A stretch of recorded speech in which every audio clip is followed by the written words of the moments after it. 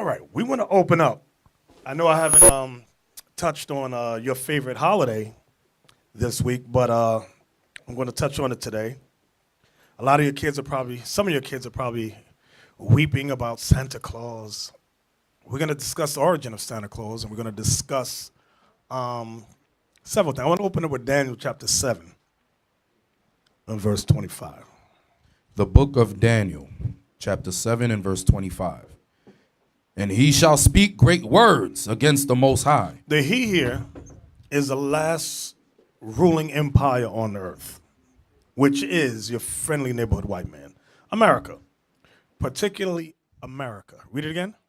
And he shall speak great words against the Most High. So that's from his school system, his political system, his science system.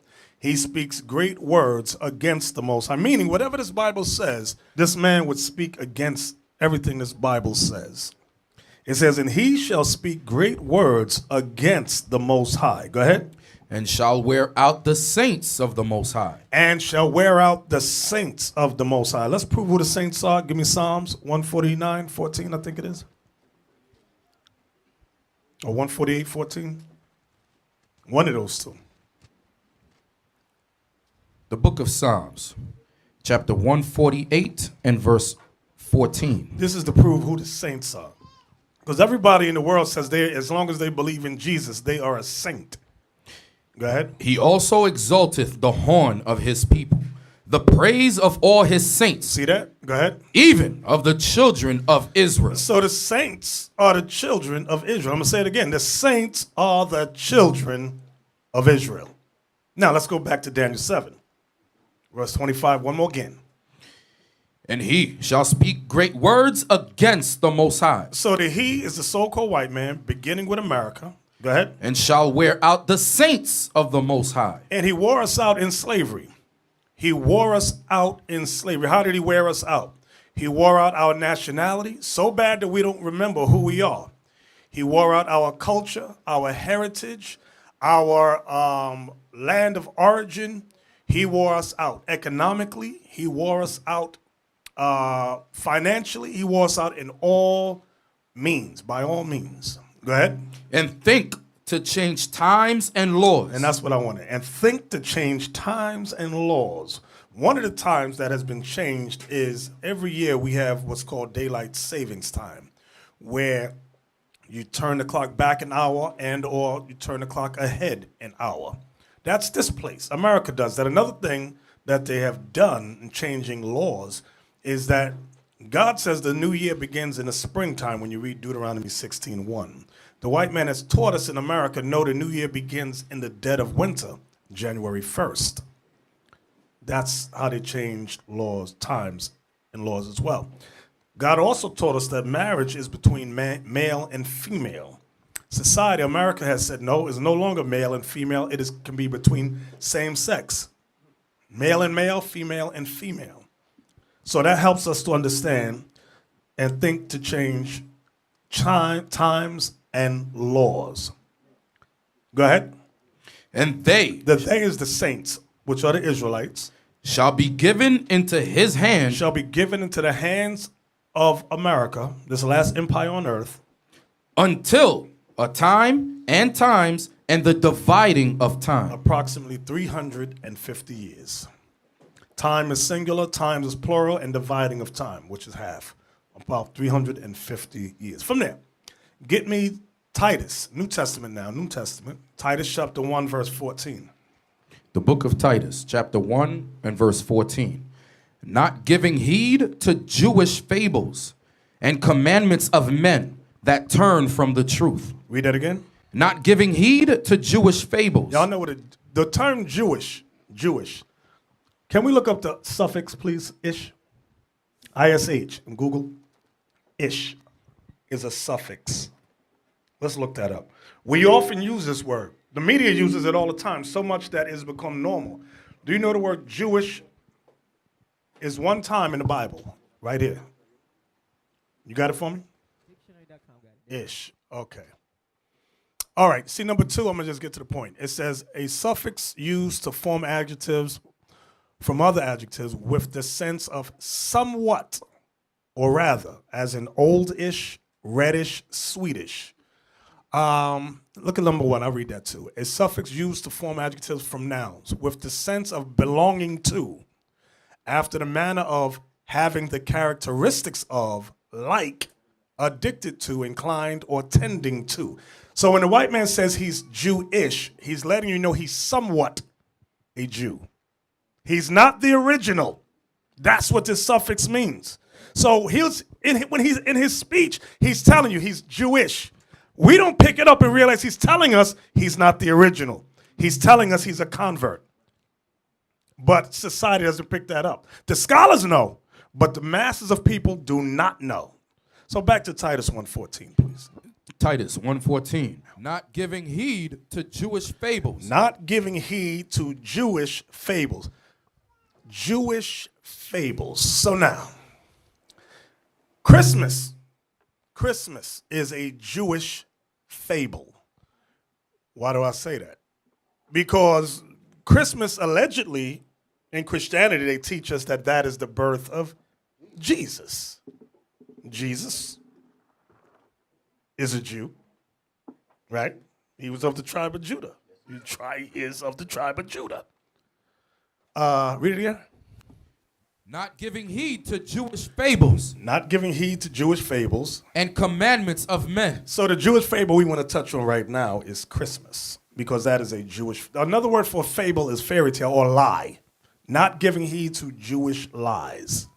Because Jesus Christ was not born December 25th. Ask a Christian, challenge him. Challenge your mama.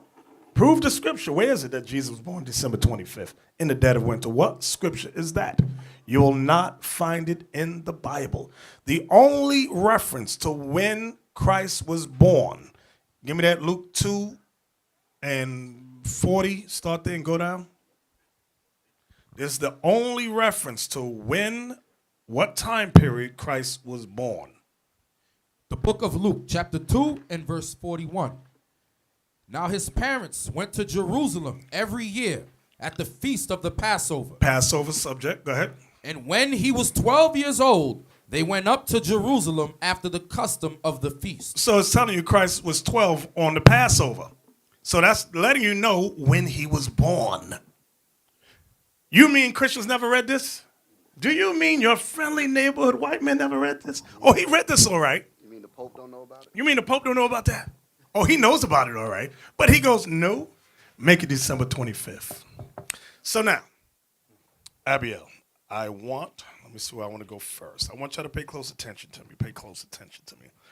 You brothers and sisters in the UK, pay close attention to me. We like to travel. I know, and a lot of times when you ask a sister where she want to travel, she goes, I want to go to Europe. It's always where the white man is. I want to go to Europe. You ever notice that? They All never the say Egypt, Africa, Arabia, no place where people of color. It's always where the white man is. Let's go over there to Europe. So, my brothers and sisters in Holland, we're going to talk about you for a second. Give me the video, Santa's Elves. We are that one right there. Let's pay attention. It's very short, so I hope your kids don't get spirits on them. Just pay attention. We're talking about the elves just for a second. Put the link up. And if your kids get spirits on them, apologize. Mommy, we're going to have Santa Claus this year. No, we're not. This is just an illustration. I grew 3 years in this now. I'm aged. So now, from there, it brought back memories to many of us in our youth, when we were young and we saw that and we would dance and cheer and run through the house around the tree singing that song. And don't say y'all didn't sing that. Maybe in Jamaica or Trinidad y'all didn't sing it. Sing it. But America, we sang that song. And we danced and hooped and hollered. And don't say you didn't either. You know you did. You gotta watch the American Black. They don't be lying too. No, I never. No, I didn't say it wasn't over here, but I don't remember. Oh, okay. I do know about those elves, though. I heard about that thing. Abiel, give me the article about Holland. I want the article about right there. In Holland, Santa doesn't have elves. He has slaves. So now, What I want y'all to know is that Christmas, so-called Christmas, became a national holiday in America in 1870. 1870, it became a national, listen to my words, a national holiday. Some people celebrated before that, but in America it was, what's the word? Officially nationalized as a official holiday. Now, some people, like for example, you know the Charles Dickens story? Charles Dickens wrote a book called Christmas Carol. That was 1843. But the whole nation was not celebrating. Yes, certain people still celebrating, so that's why that book was written. However, this celebration is done in the Netherlands. It was national in 1810. Listen good to what I'm saying, 1810. That's 60 years before America nationalized it, officialized it. Holland, the Netherlands, was celebrating it already in 1810 with a more, listen to my words, a more historical outlook.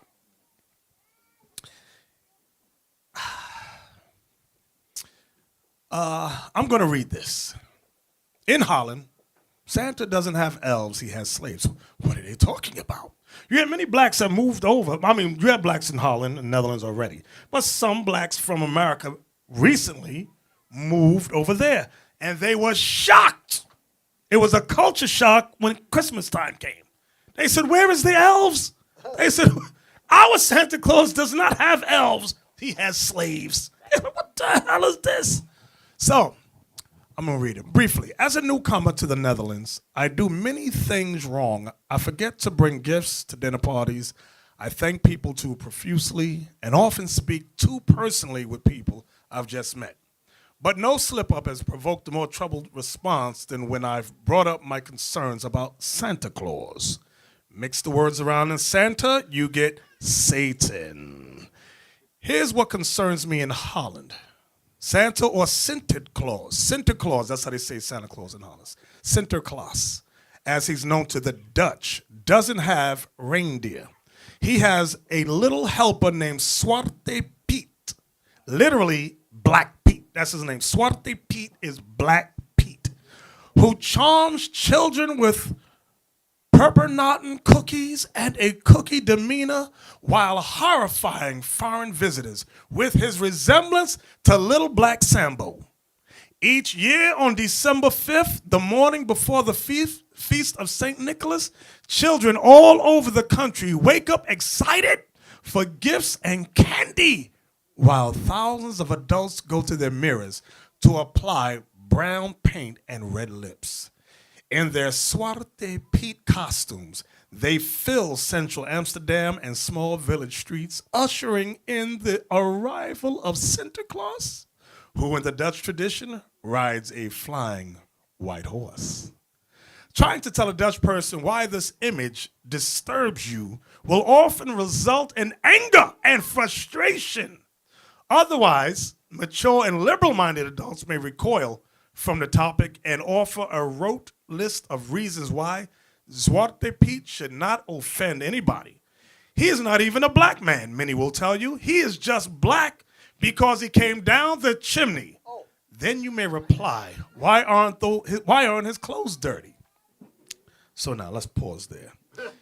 Give me Wikipedia. Go to Wikipedia. Just Google it. Go to Wikipedia. I want Sinterklaas. Just type in Sinterklaas.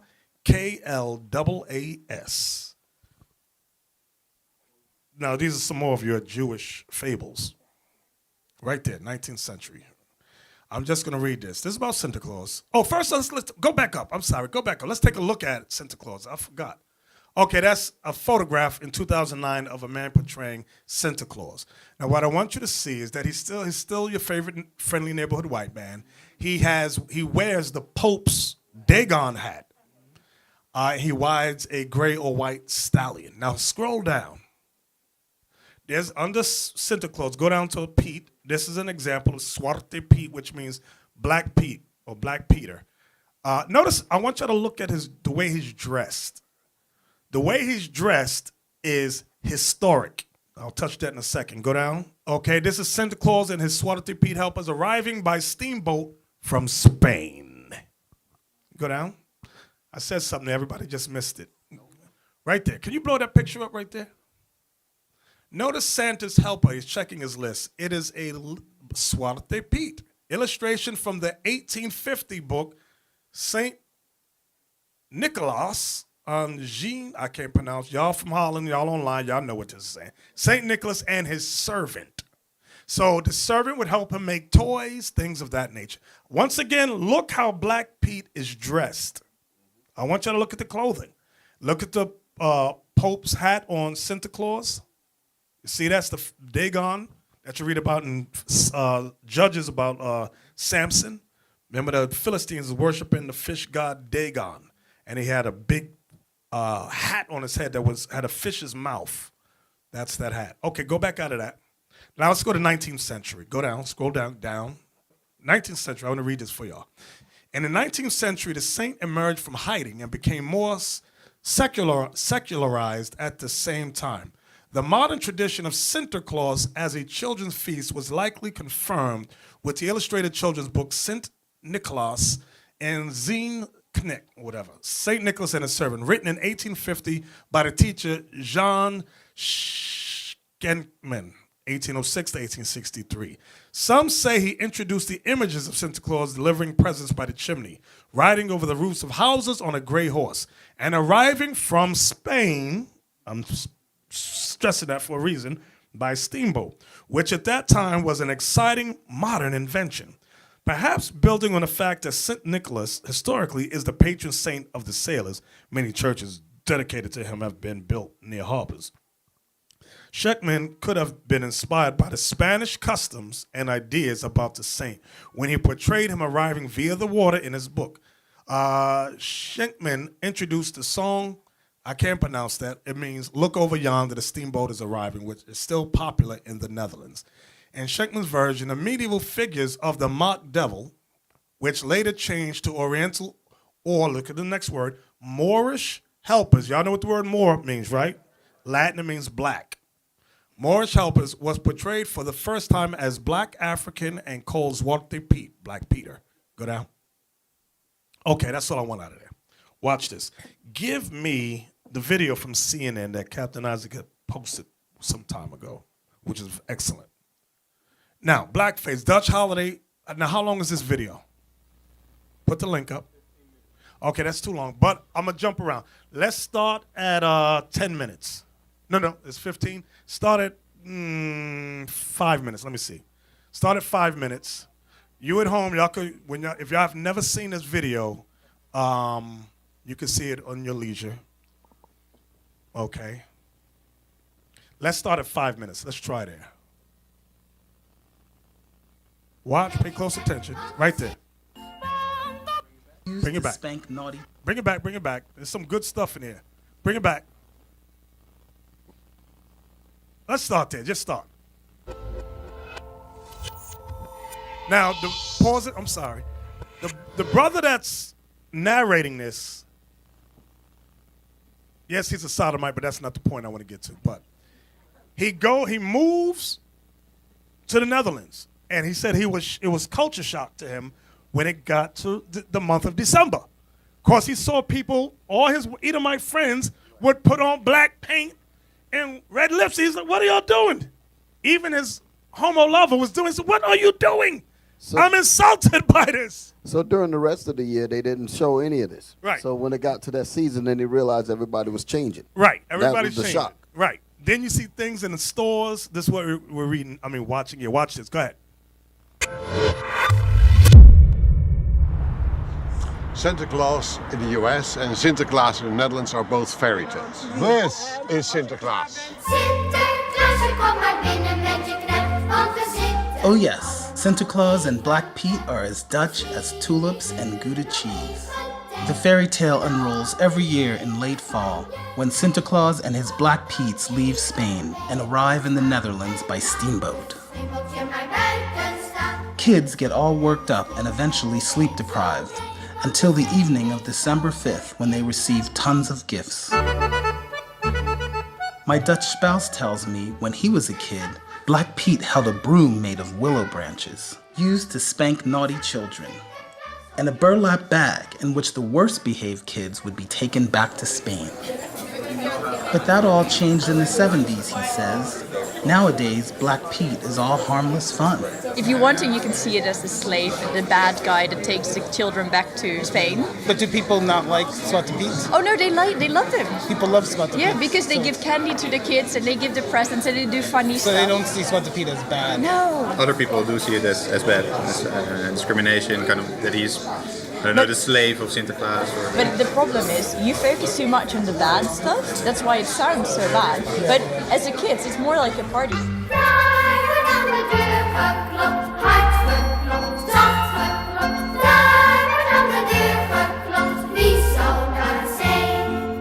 Wees maar gerust, mijn kind, ik ben een goede vriend. Want dan ben ik zwart als roet, ik meen het toch goed.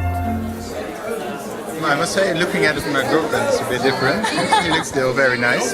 We're a different couple. He was just talking to you. But still the same Black person. couple. Yeah. Now listen to this. See that devil? Listen to what he said. Okay, He's a demon. Yeah. My pa's in St. Nicholas. Wow. That's my dad. And I became a Black Pete with my pa. You should have saved a picture of yourself as Black Pete. No, I haven't. No. No. So in America, when they see Zwarte Piet, they're shocked. They don't know what our tradition is. In the history, there are a good man, Santa Claus, and there is an enemy, a devil. And the devil is black. But the devil was, in the history, a very angry person. Black, angry Black. person. Oh. But Black Pete is transformed to not a person who was angry, but a person who was friendly. So Black Pause it Pete right was there. an angry black man. Yeah. And now he's a happy black So I man. want Black you to Pete is just not pay racism. attention. Black Pete was an angry black man. Then he was transformed to be a good man. Now, all that goes historically. I'm going to tell you about in a second. Play on. Now he's a happy black man. Black Pete is not racism. Black Pete is not a slave. He is the friend of everyone. The earliest images of Zwarte Piet are from the mid-19th century in a book illustration for children. He is a black page, as you would have them in the 17th century, a servant to the social elite. Were these servants slaves? They were not free, so they were definitely slaves. But of course, they were not the same kind of slaves as those who worked on the plantation. Here you have a former ambassador to Morocco, and here is his slave. On the back of this page. Pause. If y'all look, I want y'all to, this is all what y'all looking at is a Renaissance painting. It's all historical. We're going to touch the history in a second, but I want you to look at Black Pete in the back with the turban on his head. This is all history. Even in the one in the front. So when he said Black Pete was an angry black man, then he was transformed, it's all historical of when, I'm going to just tell you, who knows the history on this? Raise your hand, let me see who's thinking. Only one brother? Let me hear you, Ezekiel, let me hear you. Give him the mic. Give Ezekiel the mic, let me see if you got it. We're still on video, right? I don't want you to lose the video. Okay. This is the Renaissance era. So, well, they captured our people and they made our people first slaves in Spain. Right. So that goes back to why they said they come from Spain on the boat. Exactly. Thank you, 100%. This is when the Christian whites overthrew us, 1453. They got Constantinople. They got Spain. The Moors that they captured, they forced to become Christians. This is why the ones they captured, they became the slaves of the white Christians. That's why I said Black Pete was angry at first, because he was ruling. Then he transformed to be good. They forced them to become Christians and became the servants or slaves of the Caucasians. Right, that's when they became good. This is the history behind this that they're alluding to but not coming out straight and telling you. Let's play on. Were these servants slaves? They were not free, so they were definitely slaves. But of course, they were not the same kind of slaves as those who worked on the plantation. Here you have a former ambassador to Morocco, and here is his slave. On the back of this painting is his name. He's called Thomas, and he's 15 years old. And he's wearing a metal collar around his neck, like a dog.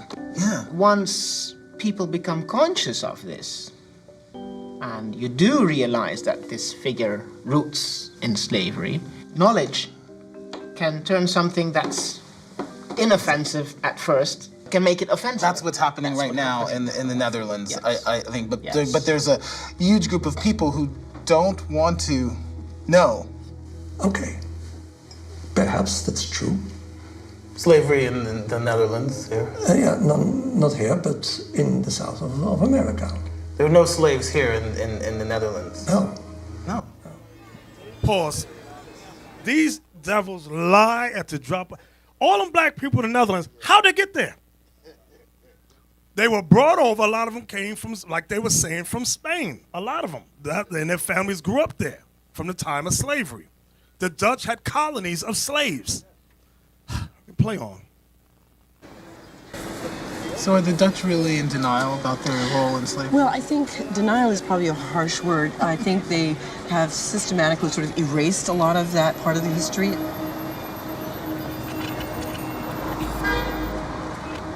In 1863, when slavery was legally abolished here in the Netherlands, it really wasn't the end of slavery. Wait, the pause. owners... She says slavery was abolished in the Netherlands in 1863. So why was the Edomite just saying there was no slavery there? You see how they just lie?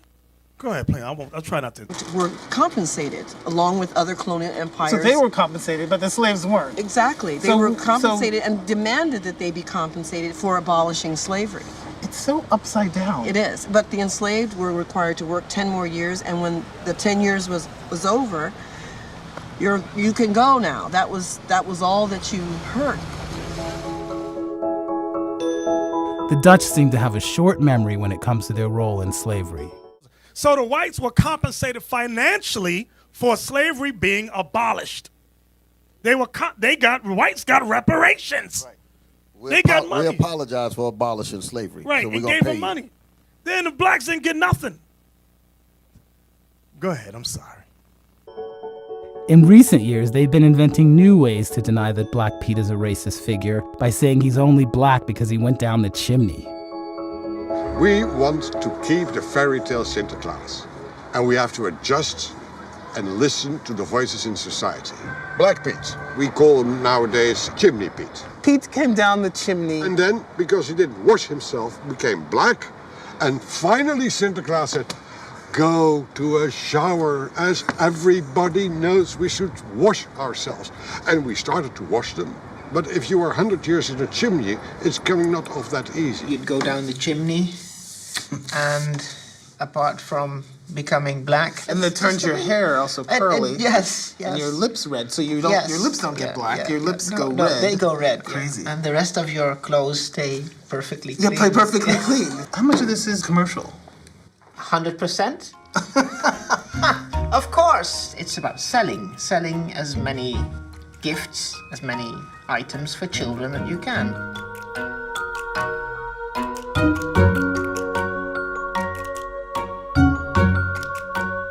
In the United States, we're all too familiar with using racist and demeaning caricatures for profit. Blackface was wildly popular in entertainment and advertising starting in the mid-1800s. This was a clever way to dehumanize an entire race, fresh off the heels of slavery. I ain't drink nothing but water. These images are hard to forget. They have always made me feel less than human. I spent a lifetime fighting those feelings. And now I'm confronting them again. I can't imagine what it's like for Black people in the Netherlands to still be fighting this struggle. We went to Dordrecht, and there they have the National Parade. So the Sinterklaas figure and his black-faced actors show up. And we went to the square where the parade would end. Well, the cops said, hey, you guys need to move. They said, you've been told to leave already and you need to go now. And we were like, no, we have the right to stand here like everybody else. And before I knew it, I was on the ground. 5 of them were on me. They were hitting me in the kidneys, they were stomping me, they were pulling at my arms, and they dragged me through the street to an alleyway, and in the alleyway they pepper sprayed me twice, and then they arrested me and they put me in a police station in a cell for 6 hours. That's not good. That is not a part of a fairy tale.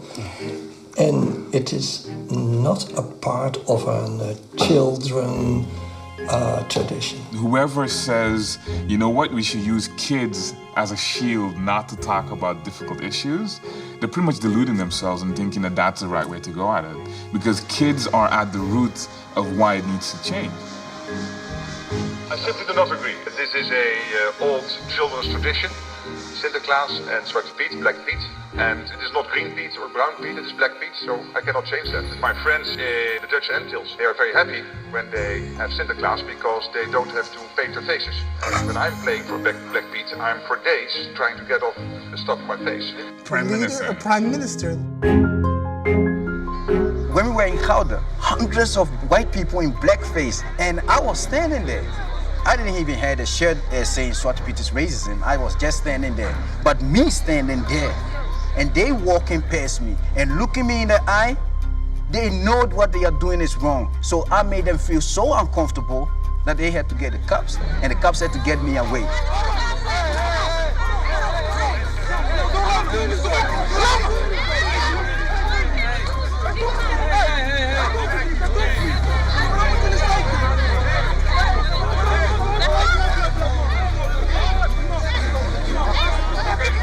This one says, when the police arrested you, they made one mistake, and that's that they forgot to use their weapon on you.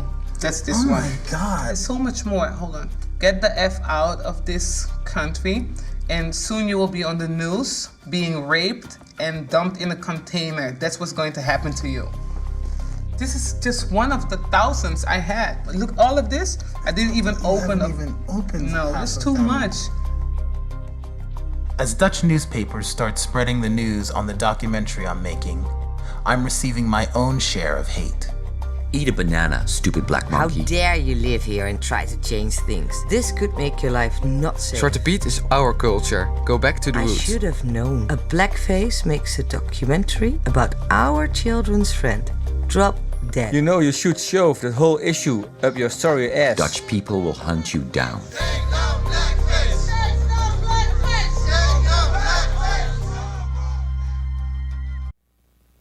I was listening to some of the comments that the people are saying against the journalists that's exposing all of this. And the comments, some of the comments were, how dare you come here and disrupt our culture and what we're doing here. And earlier in the presentation of the video, there was a part where they said about Pete coming down the chimney. And they said that he was made black because of the smut that's inside the chimney. And then people began to challenge that by saying, well, why come his clothes weren't dirty as well? So this story, or the tale, has a lot of holes in it. But to show you how disciplined they are as far as keeping tradition, which is what these emails are saying, the same thing, how dare you change it, regardless if it's wrong or not. We understand that we must back it even in its wrongness, because it represents our solidarity in what we believe in. So they're not going to change their mind regardless, and they all agree with it. They all agree with it regardless of what facts you bring. And in addition to what you're saying, and which is correct, the black people, our people that are in the Netherlands, what do they have a problem with celebrating Santa Claus, or is it Black Pete? It's only Black Pete. So if you change that whole lie into an elf, those black people will be happy. That's the evil behind the whole thing. They just don't want to be pointed out historically as a slave. But when we go through the scriptures, God says the entire thing is evil and is satanic. But our people have not woken up to that. Let's go back to the video. I'm invited to a family celebration.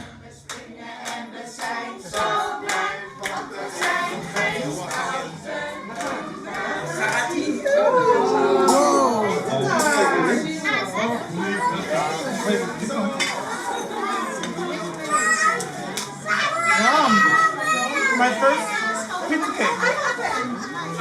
It's delicious. we all grew up with Santa Claus, and well, it's just one of the most happy days of the year for children. So it's our way of being a small child again.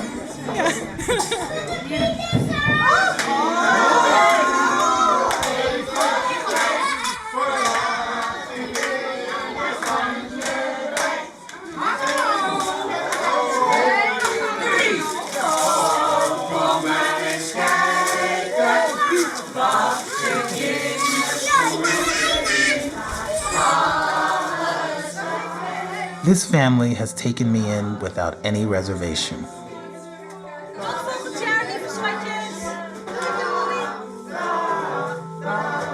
They're lovely people who don't seem to mean any harm. Or is it that they choose to look the other way? The challenge is being able to see the other person, meaning the people of color, as your equal. My experience as a black person is equally as important as your tradition. And if we can see that and we can come to terms with that, then you'll say it's important that we make this tradition so that it's inclusive of all people. This is the idyllic town of Monnikendam, where the Dutch have gathered to say farewell to Santa Claus and his Black Pete's for another year. I'm about the only real black person in the crowd, and I see some people staring at me. I have never felt this uncomfortable since moving here.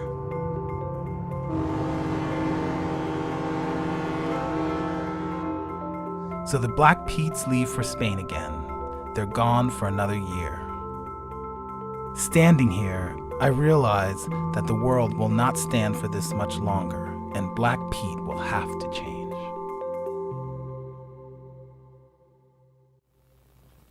Well, alrighty then. So now, get me Jeremiah 10. I'm telling you, the only problem they got is the Black Pete part. They want the rest of the lie. But let's see what God says about that. Jeremiah 10, let's start at verse 1. The book of Jeremiah, chapter 10 and verse 1. Hear ye the word which the Lord speaketh unto you, O house of Israel. So the Lord is speaking to the Israelites. Go ahead. Thus saith the Lord, learn not the way of the heathen. Learn not the way of the heathen. These customs that we keep today, like Christmas, is a way of the heathen. What heathen nation taught us? Christmas, Santa Claus and all that? The so-called white man. He is the heathen nation. During the time when Jeremiah wrote this, Jeremiah was prophesying about Babylon because we were about to go under Babylon, which are the modern-day Ethiopians. Read. And be not dismayed at the signs of heaven. For the heathen are dismayed at them.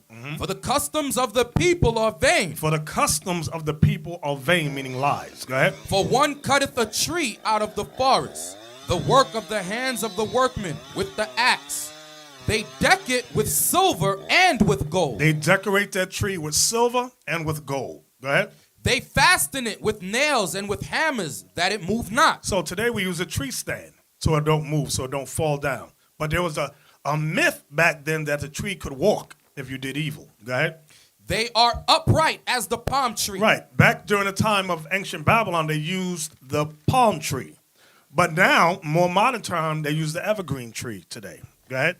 But speak not. They must needs be born. The word born, B-O-R-N-E, means carried. The tree must needs be carried. Go ahead. Because they cannot go. Be not afraid of them. Listen good to this. Be not afraid of them. For they cannot do evil. For they cannot do evil. Go ahead. Neither also is it in them to do good. They can't do evil. They can't do good. Now, what does that part of the verse have to do with the whole Santa Claus crap? In America, they teach you, I forgot. He knows when you are sleeping. He knows when you are, you know that one? He knows when you are bad or good, so be good for goodness sake. Oh, now that's in America. In Holland, in Netherlands, they said if you're bad, Black people put you in a burlap bag, carry you to Spain, and whoop the hell out of you. So all little white kids are terrified of Black Pete. If I'm bad, he'll put me in that bag and carry me back to Spain. That's what they're saying. So The Most High from Jeremiah chapter 10, the whole thing is satanic and evil. But our people in the Netherlands say, no, only take out Black Pete so we can all be equal. No, the whole thing. That's why God ain't rolling with our people out there. Even here in America, only time our people speak out against Christmas is not because it's a satanic holiday, but they say, oh, well, if we hit them economically, then they'll do what we want. They'll make us equal. Our people are simple as hell here. That's not going to make us equal in the sight of the so-called white man. Okay, watch this. Now, get me Google. Let's get the book Nature Knows No Color Line. You should already have it up there. Show the book cover. If y'all don't have this book, get this book. It's called Nature Knows No Color Line by J.A. Rogers. Okay? Okay, let's go inside the book to page 63. Let me look. Yes, right there. So I want y'all to look, see the pictures right there? Zoom in on the bottom. Moorish, listen to Moorish chess players of Spain. See that? You see the blacks playing Spain? The Moors introduced the Moors introduced chess to the world. Now, I know some of y'all thought it was the white man. It was not the white man. The black man brought in chess. From the 13th century, I can't see that next word, of something. Note the white servant. So there's a white servant there. Now, if you look at the blacks, they're playing chess. All right, go back up now. Now let's look at the prince. Let's go back up. Okay, these are some of the Moors. Okay. Now, remember the term Moor represented two groups, two factions of blacks. You had the most popular ones, you had Muslim Moors and you had Jew Moors. Now let's go over to the side. Okay, watch this. The very bottom says, British families, top left, the Moors of Yorkshire, including Sir Thomas More, Chancellor of Henry VIII. We all heard of Henry VIII. His Chancellor was Sir Thomas More. Let's go up to the top. That's him in the middle. Correct me, right? With the hat. That's Sir Thomas More, the third one from the left side. Henry VIII is the one that's over the coat of arms, the first one, the largest one. The next one is Princess Anne, and the one over there in the corner, the last one is Queen Elizabeth. So this is the history we're not being taught in America. Queen Elizabeth I, the real one. So y'all see Henry VIII top left with the two double earrings. That's Henry VIII. His Chancellor, Sir Thomas More, is the one in the middle. So now, when we go to the side here, it says Negro ancestry in the white race. You got Germany 126, Holland 53, Italy 24. So J.A. Rogers, when he went throughout the Netherlands, throughout Europe, he found all these black images that we're not taught about here in the United States. It says, later, with only little research, I found 162 of the latter with one or more Negroes. Who were these blacks? Wade, Grand Mason, and some others say they represent Moors, whom the Crusaders fought in Spain and Palestine. Let me read that again. Who were these blacks? Wade, 43, Grand Mason, 44, and some others say they represent Moors, which means blacks, whom the Crusaders fought in Spain and Palestine. Some, as Gauss says, represent trade and exploration, that is, of whites who adventured in black men's lands. For instance, Sir John Hawkins, father of the English slave trade, had a bound Negro in his coat of arms. Both these views are right only in a very small way, because they do not explain why so many of these families with Negroes are named Moore, Blackamoor, and the like. McRitchie is correct when he says that families with the name of Moore, Maurice, Morrison, and other derivatives of Moore had Moors as their ancestors. He adds, nor can the Moors of heraldry be explained. Heraldry means these coats of arms. He adds, nor can the Moors of heraldry be explained sufficiently. Remember, J. Rogers, this is about I think he published this in 1960, 1970, but he was born in the 30s. I can't remember. Find out when that book was, not you, Abigail. Somebody Google on their phone. When was this published? Okay, so I want you to look at these images. Now I'm going to read this part again. He adds, nor can the morals of heraldry be explained sufficiently on the theory that the founders of families bearing spurs in assisting Spaniards to now see that there we go. 1952, thank you. So this was published 1952, thank you.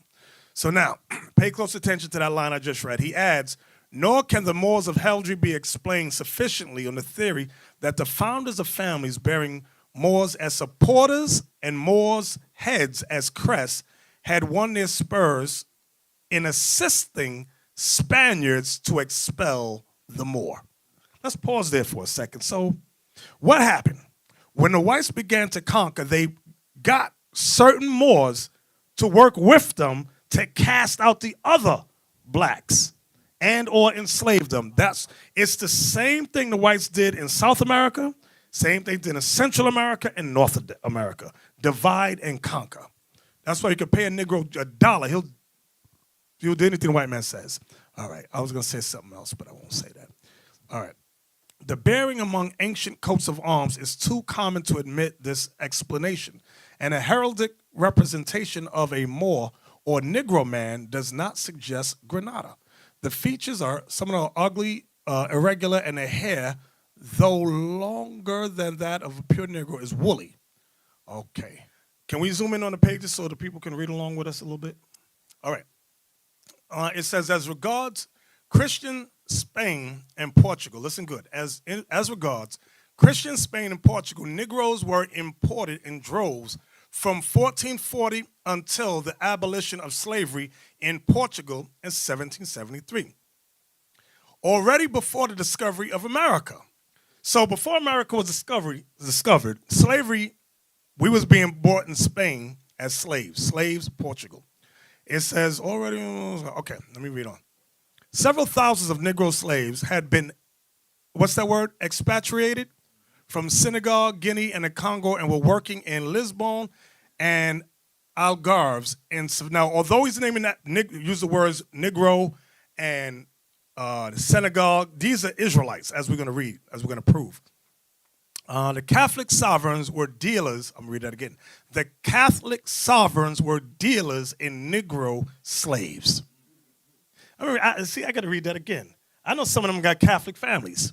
A lot of you Haitians. The Catholic sovereigns were dealers in Negro slaves. It was Christopher Columbus who went plundering in Negro slaves in Guinea before stealing Indian slaves in Cuba. Let me read that again, because they don't tell you that in school. It was Cristobal Columbus who went plundering in Negro slaves in Guinea before stealing Indian slaves in Cuba. Before the discovery of America, the Negroes already were cutting sugarcane in, what's that word? Andalusia. And in Seville, there was a municipal council of native Negroes with fraternal orders, kings and overseers. The Negro came first to the Indies from Spain. Wait a minute. Let me read that whole sentence again. The Negro came first to the Indies, talking about the Caribbean islands, from Spain, not from Africa. Let me read that again, because y'all didn't get that part right there. The Negro came first to the Indies from Spain, not from Africa. See, they don't teach you that in school. They said every black came from Africa. That's a lie. That's what J. Rogers proved. With all those black coats of arms throughout Europe, he was proving we were ruling Europe. They conquered us and brought many of us as slaves on this side of the world. Right. Lerone Bennett Jr. also put that out in his book. Right. He said that a lot of the slaves that came over to the Americas, the first ones that came with Spanish names. Exactly. 100%. Meaning they came from Spain. Right. They don't tell you this in school. Right. The Negro came first and then from Spain, not from Africa. And as, what's that word? Euclides what's that next word? Acuna said of Brazil. I can't remember. The mulatto was not made in America. He came to us already made from the, what is that, mother? From the mother country. The African Negro slave trade was more abundant than for America. In one city like Evora, Portugal, the Negroes undeniably exceeded the whites. Several thousands of Wolof, Mandingo, Guinea, and Congo slaves entered Lisbon and Seville each year and were sold for the cities and fields of the south of Iberia. And without the bestial prejudices which afterwards were current in American societies of agrarian slave-holding economy, the Negroes and mulattoes were frequently emancipated, and both rose to prominence by virtue of knowledge, art, valor, or, what does that say, love? Love. Negroes were adopted into, so once they conquered us and they kept, like they showed, we saw the first painting, the Renaissance, you had the little black boy with a collar on his neck. If he had any of those characteristics, they rose up in prominence. This is after the Renaissance, from the 1453 on up. This is before the 1620 slave trade of North America. Negroes, I already read that. Okay, so now, I'm gonna let that go. Give me the next one. I had something else. Give me the video, Moors in Europe 4. It's a video on YouTube, this one. Moors in Europe 3, right, this is it. Who was that head-banded man? So this brother had, now all of the sketches that you saw in J.A. Rogers' book, some people say that J.A. Rogers made those images up and he sketched them. Yeah, he sketched them, but he did not have a camera to photograph. That was back in the 50s. So now this guy went and got many of the same images and he photographed them and put them in his video. So just pay it, so when y'all get the book, you can match it along with the video showing you J.A. Rogers did not concoct and make that stuff up that's in his book. Play it.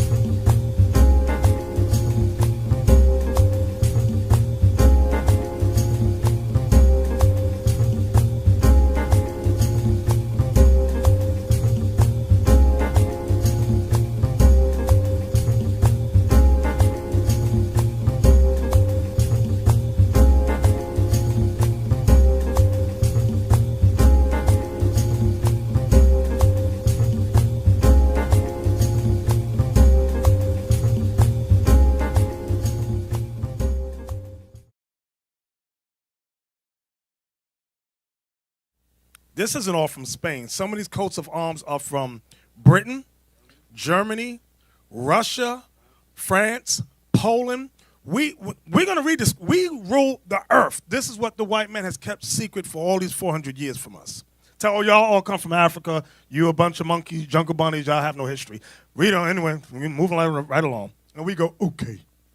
Right. They try to cover up their history about the destruction of Jerusalem in 70 AD. And out of that history, you had a lot of Israelites that fled down into the interiors of Africa. I'm sorry, I forgot something. We read earlier that we were ruling in Spain and Palestine. Right.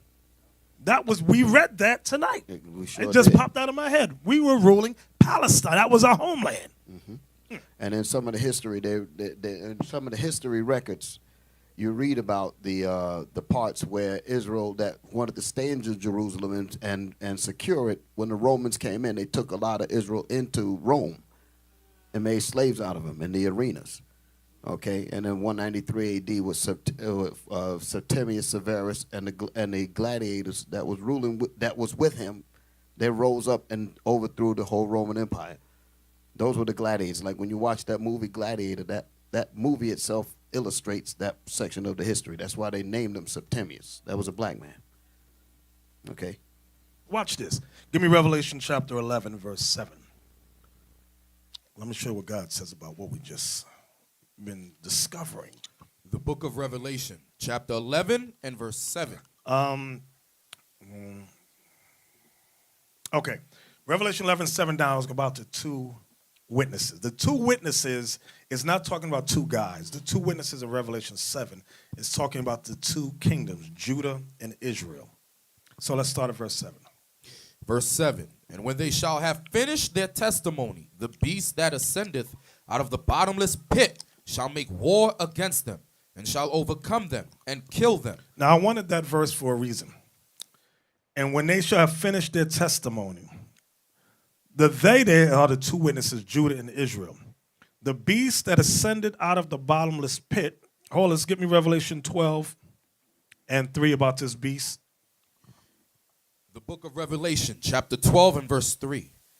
And there appeared another wonder in heaven, and behold, a great red dragon. The great red dragon represents Esau, according to Genesis 25:25. The first came out red all over like a hairy garment. Go ahead. Having 7 heads and 10 horns, and 7 crowns upon his heads. Now, some Christians get thrown off because it says dragon. Well, it says dragon, brother. It means it's a literal dragon. No, it's not a literal dragon.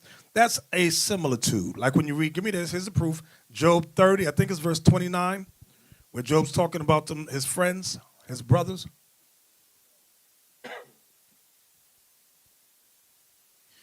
Job chapter 30 and verse 29. I am a brother to dragons. See that? Remember, he said, I'm a brother to dragons. So now he's talking about his buddies, his friends. When you go back to Revelation 12 now, in verse 3, one more time. And there appeared another wonder in heaven, and behold, a great red dragon. This great red dragon is Esau, the nation of Edom. What does Edom mean, brothers? It means red. Go ahead. Having 7 heads. 7 great empires. And 10 horns. The European Union, which is the 10 common markets. And 7 crowns upon his heads. Go back to Revelation 11, now the chapter before it, in verse 7. Revelation 11, verse 7. And when they shall have finished their testimony, the beast that ascendeth out of the bottomless pit. Talk about Europe. Go ahead. Shall make war against them. Shall make war against them. And shall overcome them and kill them. And kill them. Now, let's see if this is a literal kill or spiritual kill. Go ahead. And their dead bodies shall lie in the street of the great city, which spiritually is called Sodom and Egypt, where also our Lord was crucified. This great city is talking about the United States of America. Read verse 8 again. And their dead bodies shall lie in the street of the great city, which spiritually, go ahead, is called Sodom. Why is this place spiritually called Sodom? Because they promote homosexuality, same-sex marriage. Go ahead.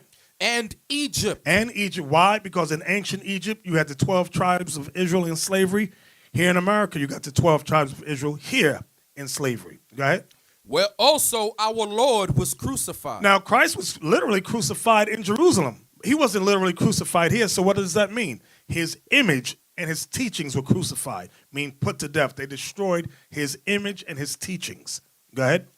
And they of the people and Now listen to this verse. And they of the people and kindreds and tongues and nations. Meaning, remember, in America, you got all nations here. That's what it means. And they of the people and kindreds and tongues and nations, go ahead, shall see their dead bodies 3 days and a half, and shall not suffer their dead bodies to be put in graves. We weren't put in graves because we were not literally dead. We're spiritually dead. Just like the verse above it, which spiritually is called Sodom and Egypt, where also our Lord was crucified. And they of the people and kindred and tongues and nations shall see their dead bodies 3 days and a half, meaning 350 years, like we just read earlier. Daniel 7, verse 25. Remember we read that? Hold that. Some of you forgot. Hold that. Get Daniel 7:25 again. Daniel chapter 7 verse 25. And he shall speak great words against the Most High, and shall wear out the saints of the Most High, and think to change times and laws, and they shall be given into his hand. We shall be given into his hand as slaves. Go ahead. Until a time and times and the dividing of time. 350 years. Now when we go back to Revelation 11 and verse 9 again. Verse 9. And they of the people and kindreds and tongues and nations shall see their dead bodies 3 days and a half. The 3 days and a half is going back to the times, and dividing of times, which is 350 years. Go ahead. And shall not suffer their dead bodies to be put in graves. Because we're not literally dead, we're spiritually dead. Watch the next verse. And they that dwell upon the earth shall rejoice over them and make merry. Read that again. And they that dwell upon the earth shall rejoice over them. When the beast, which is the white man, conquered us, it says they rejoice over the images that we just saw with them holding a flag.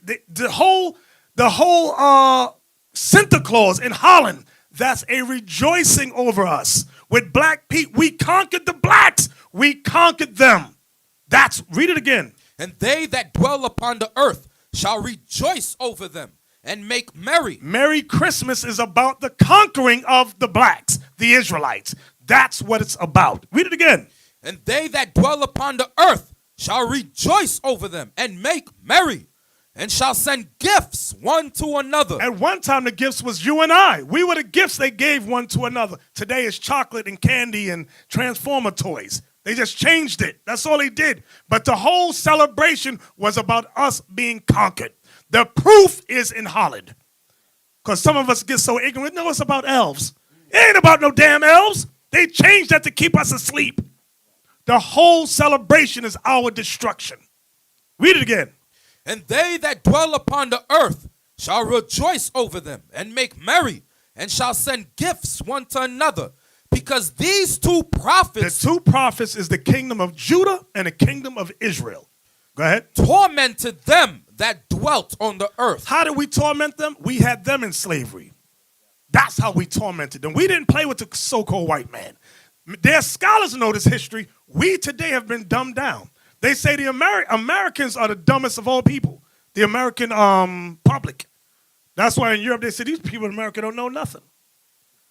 Like the things they were talking about in Holland, those whites in America over here, the regular whites don't know nothing. They go, what are you talking about?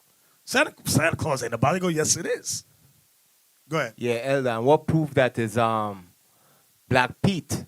Because the tale that they used to say over there is that if the kids and them do something wrong, Black Pete gonna torment them. He gonna come and take them back to Spain. Right. Proving that goes back to the history that say that we tormented them. All right, so we used to torment them. They used to scare their kids, telling their kids, listen, Black Pete gonna come for you if you misbehave.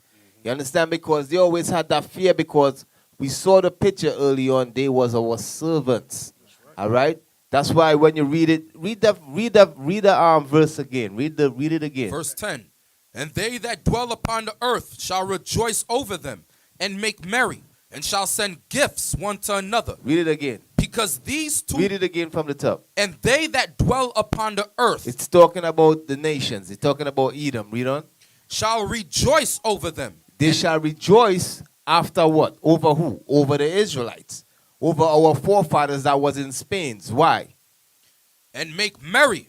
and shall send gifts one to another. And make merry, meaning Merry Christmas. That's when Christmas, the Christmas celebration that is being done today, it started after we was conquered in Spain. You understand? That's when that Christmas celebration started. We could go all the way back to Daniel 10, but that back then is different. When the white man celebrated it in the 1600s, it was because of the conquering of our people. All right? When you read it, that's what the verse is saying. Read it again. And they that dwell upon the earth shall rejoice over them and make merry, and shall send gifts one to another. So they start sending gifts to one another, and they start making merry, Merry Christmas. Why? Read on. Because these two prophets tormented them that dwelt on the earth. Because at one point in time we tormented them. After 193 AD, when we conquered Rome, that ushered into the dark ages, and we started ruling over them, and we conquered them, and we tormented them. All right, so that's what happens. So after they get back into power, they say, let's make merry and give gifts one to another. Because these two prophets, they had us in slavery for a minute. You understand? So let's do this celebration, and that's where that come from. You understand? And that's why they teach their kids, listen, Black Pete gonna come for you and take you to Spain, because that was our headquarters where we was at, ruling from Spain. All right, so now they know, so we know today exactly where Christmas came from. You all should not be confused where that come from. As I said, when we read Daniel 10, the Babylonians and them used to celebrate it. Jeremiah 10, 10:1, the Babylonians used to celebrate it. But today, where the white man get that from, and the reason why they celebrating it is because they conquered us. Right. Real quick. We watched a documentary earlier about the brother that went to the Netherlands, and he mentioned he went to the house. He saw Black Pete having a thing in his hand. He said he whips the kids and they're bad. You know what I'm talking about, Alder? Look up Krampus real quick, please. Krampus. That movie came out, I think, this week or last week. It's coming out. It's called Krampus. It's an evil demon that kidnaps or destroys evil kids. He's like the alter ego of Santa Claus. But Krampus is Black Pete, and I have it here. That's what that guy, the Edomite, said to the guy. He says that Black Pete started off as a black demon, then he turned good later on. I'm going to show you how. Look right there. Now look what he's wearing there. He's carrying that bag right there. See the birch in his hand? The thing he has in it says that Black Pete had in his hand in the documentary. The exact same to whip the little kids. Now go to Wikipedia and look up Krampus. Okay, read that. It says Krampus, right here. It says, although Krampus appears in many variations, most share some common physical characteristics. He is hairy, usually brown or black, and has cloven hooves and horns of a goat. His long pointed tongue lolls out. That goes to the Edomite said that he started off as a devil. An angry black man. It says Krampus carries chains, thought to symbolize the binding of the devil, which is he's a slave. It says he thrashes the chains for dramatic effect. The chains are sometimes accompanied with bells. That goes back to yokes around our neck with the bells. Yeah, go down. It says the birch branches he beat kids with are replaced with the whip in some representations. Sometimes Krampus appears with a sack or wash tub strapped to his back. This is called a card of evil for evil children, blah, blah, blah, to the point. It says some of the older versions make mention of naughty children being put in the bag and being taken. This part of the legend refers to the times that the Moors raided the European coast as far as Iceland to abduct the local people into slavery. This quality can be found in other companions of St. Nicholas, such as Zwart Piet. So Krampus is Zwart Piet. That's what we tormented them in Revelation 11. We took their kids and put them in slavery and brought them back over there, as far as Iceland, because we were overthrowing the Edomites. And they said, he's a demon. Then when they conquered us, he became a good black man. He became a good black boy when they conquered us. So he started off. So they made us Christians. Right, made us Christians. So he started off as that black demon with the horns. We overthrew them in Spain. Scary niggas is gonna kill us. These evil demons, and gave us that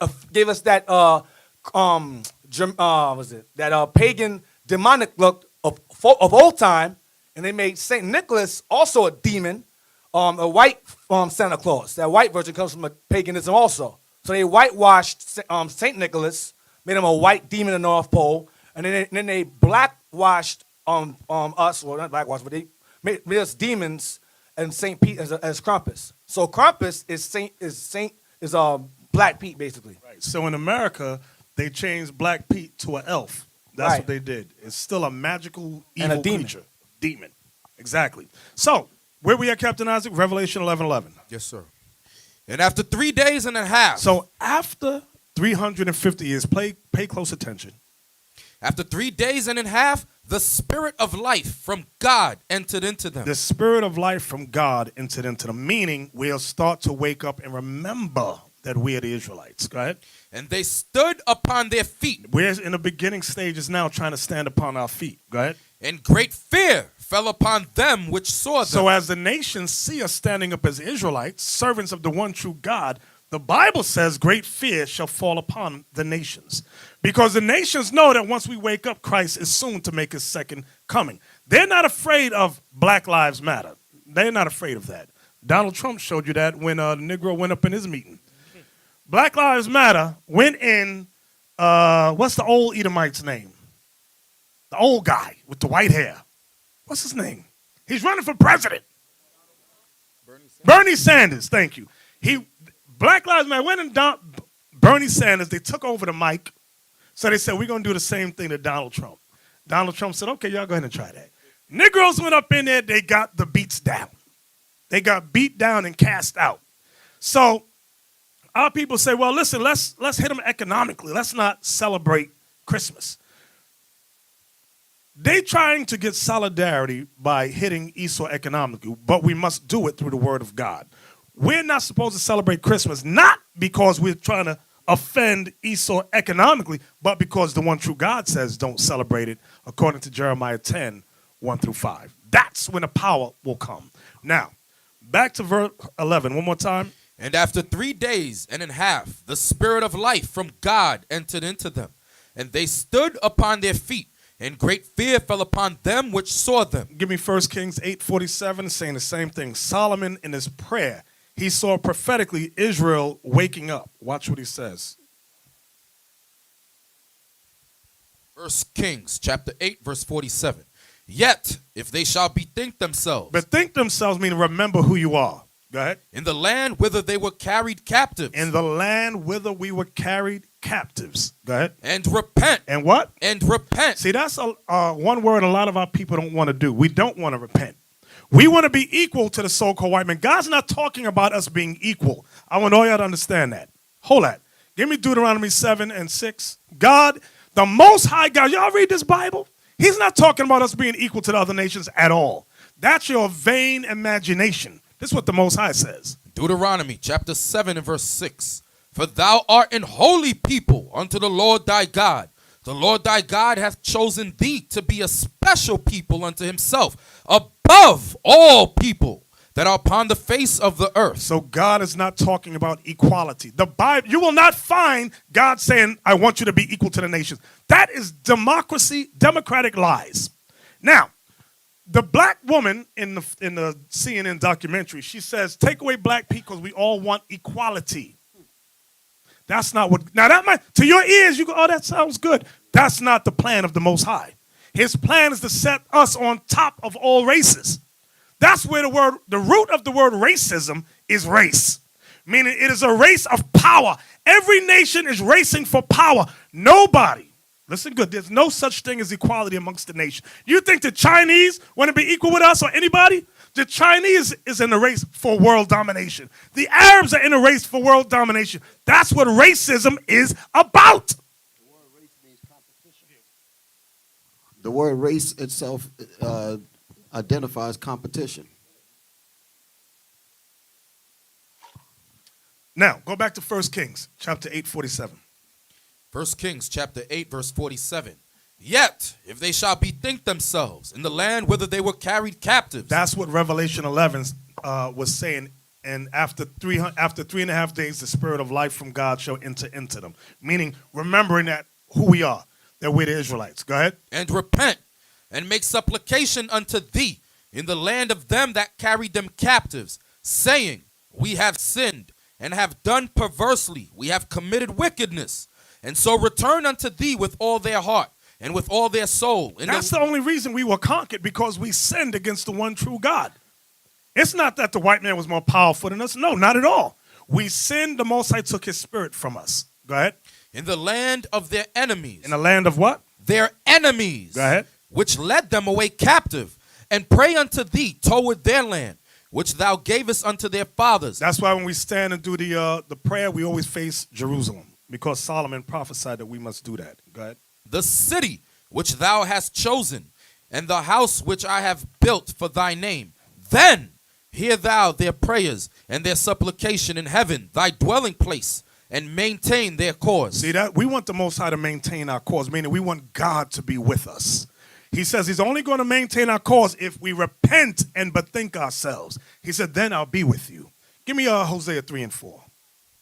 This goes back to what Deacon Laba was saying about images. The book of Hosea, chapter 3 and verse 4. For the children of Israel shall abide many days without a king. Without a king. And without a prince. And without a sacrifice. And without an image. And without an ephod. And without teraphim. Afterward shall the children of Israel return and seek the Lord their God and David their king. Read that one more time. For the children of Israel shall abide many days without a king. And without a prince. And without a sacrifice. And without an image. That's the part I wanted. We shall abide many days without an image. And this is what as we're waking up, we're trying, the Most High is revealing to us our ancient images of what us ruling, how we dress, things of that nature, what the Bible is saying. He's restoring that to us. Image is very important. So when you hear certain Israelites say, oh no, you're not supposed to have any images. They don't know the Bible. And they hate the black image of Christ and the angels. I'm going to tell you straight. That's what they hate. And they are against that. They say no images. The Bible says we always had images. And that's why it says here that we would abide many days without an image. Hold on. Give me that in 1 Maccabees 3:48. Watch this. The book of 1 Maccabees, chapter 3, verse 48. And laid open the book of the Lord, wherein the heathen had sought to paint the likeness of their images. The heathen took our book and painted their images in our books. That's when they started conquering us. So what good would it be if the biblical patriarchs, matriarchs were white? Why would the white man think or need to paint them white if they were already white? Does that make any sense? No. The images in our Bible, in our records, were black images. That's why the heathen painted the likeness of their images in our records. So now go back to Hosea 3 and 4 one more time. Hosea chapter 3 and verse 4. For the children of Israel shall abide many days without a king, and without a prince, and without a sacrifice, and without an image, and without an ephod, and without teraphim. Afterward shall the children of Israel return. Afterward shall the children of Israel return. Return to what? Return to the knowledge of who we are. We are the children of Israel. That's who we are. The term, I always tell you the term more. You have groups of blacks today saying, we're more, we're Moors, we're Moors. That simply means black. That's not identifying a race. The racial name for us is Israelites, not Moors. Muslim is a religion. Christianity is a religion. Israel is our race. That's our identity. That is our nationality. That's what God is saying here. Read it again. Afterward shall the children of Israel return and seek the Lord their God. That's what we're doing now. That's what we read in 1 Kings 8. That's what we read in Revelation 11:11 in a similitude. Go ahead. And David their king. When it says David their king, because you got some dumb Israel said we're supposed to look through the earth looking for King David. When it says David their king, it's talking about Christ, because Christ came from the lineage of David. Can we prove that? Give me that in Acts. It might be chapter 3, chapter 2. 29 and 30. Acts chapter 2. Because people were asking Peter and them about King David. Watch what he says about King David. So some of you in here might secretly be looking for David. You hold your breath. When you find King David, you let me know. The book of Acts, chapter 2, verse 29. Men and brethren, let me freely speak unto you of the patriarch David. Patriarch means forefather. of the forefather David. Go ahead. That he is both dead and buried. That he is both dead and buried. Go ahead. And his sepulture is with us unto this day. And his tomb is over here. Go ahead. Therefore, being a prophet, and knowing that God had sworn with an oath to him. Because David was a prophet. King David was a prophet. Therefore, being a prophet, and knowing that God has sworn with an oath. Go ahead. That of the fruit of his loins. That of the fruit of King David's loins. According to the flesh. According to the spirit. Did it say spirit? The flesh. According to the flesh. Wait. Go back to the word loins. Do y'all know what the word loins makes reference to in that verse? What? Penis. Penis. Penis. Read verse 30 again. Therefore, being a prophet, and knowing that God had sworn with an oath to him, that of the fruit of his loins. The word fruit. What is the word? What is the fruit that comes from your penis? Sperm, semen. Christians get stupid as hell. Oh no, I'm off my ears. I can't hear that. You're an idiot. That's why they talk about Mary had a little lamb. That's why they talk about immaculate deception. Because they refuse to accept the scripture. Read it again, 30. Therefore, being a prophet, and knowing that God had sworn with an oath to him, that of the fruit of his loins. Of the sperm of his penis. According to the flesh. So it ain't spiritual talk. Peter says, according to the flesh. Go ahead. He would raise up Christ to sit on his throne. Proving there is no immaculate conception. Everybody understand that? If y'all confused, because it says, according to the flesh, Christ would raise up Christ to sit on his throne. So back to Hosea now. Go back to Hosea now. It was 3 and verse 5. Verse 5. Hosea chapter 3 and verse 5. Afterward shall the children of Israel return and seek the Lord their God, and David their king. Meaning Christ. Go ahead. And shall fear the Lord and his goodness in the latter days. And we're living in the latter days now. So Hosea was in the spirit of the Lord. He said in the latter days, this is what's going to happen. So many people, when the Christians say ignore the Old Testament, you know there's many prophecies that have not been fulfilled yet, like the one we just read. The one in Kings has not been fulfilled yet. We're in the midst of it now. We're in the midst of prophecy now, okay? From there, get me Deuteronomy 28. So when the nations rejoiced over us and made merry and gave gifts one to another because these two prophets, meaning Judah and Israel, tormented them, goes back to what we're reading here. Deuteronomy 28. Give me verse 32. Deuteronomy 28, verse 32. Thy sons and thy daughters shall be given unto another people. So in the 1453 began the conquest. Understand, the Renaissance era began around 1453. They conquered Constantinople. They conquered us in Spain. They conquered us in Rome. They said, don't call them by their biblical name. Call these groups Moors. What does that mean? Black. Let's call them the blacks. That's it. They conquered. That's when they began to conquer us. Read again. Thy sons and thy daughters shall be given unto another people, and thine eyes shall look and fare with longing for them all the day long. So they were selling us as slaves. We were given to the race of the white man. They were selling us in Holland, the Netherlands. They conquered us. We read earlier in Palestine. They was conquering us from 1453 all the way up to the 1600s. That was on the eastern side of the world. And they brought many of us on the western side of the world. Give me that proof in Hosea. It might be 11 something about the west. Y'all know what I'm talking about? We shall tremble from the west. That one. Where's that? So this history, y'all have to know it. We all must know it. Our children must know it. Because when they go to the white man's school system, he dumbs our children down. 11 and 10, thank you. Hosea chapter 11 and verse 10. They shall walk after the Lord. He shall roar like a lion. When he shall roar, then the children shall tremble from the west. That was it? Was that it, Isaac? Yes, sir. Okay. Why does it say the west? Because they were bringing us over here to the west. We already had some of our families here. The northern kingdom was on the western side already when you read 2 Ezra 13 and 40. So go back to Deuteronomy 28. Go back.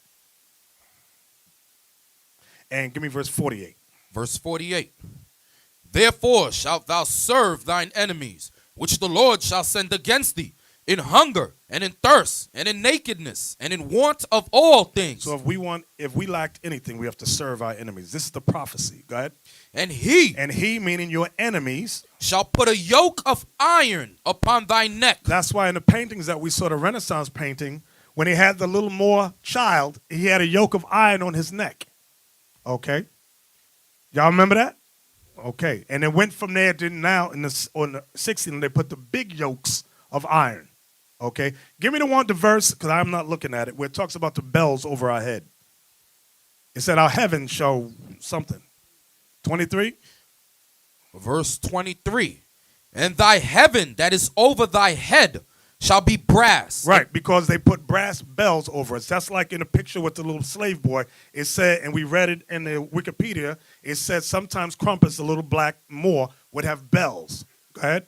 And the earth that is under thee shall be iron. That's a similar to, because we had iron yokes on our feet as well.